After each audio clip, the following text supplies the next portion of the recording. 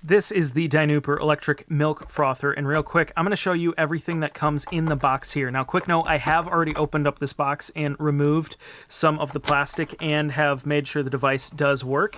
And real quick, we get the device itself, and then I'm going to pour everything out here.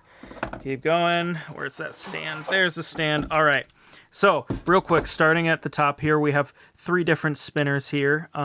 This is the one I'm primarily going to be using most of the time, but you also have the one that looks more like a whisk, and this one looks kind of like a hook.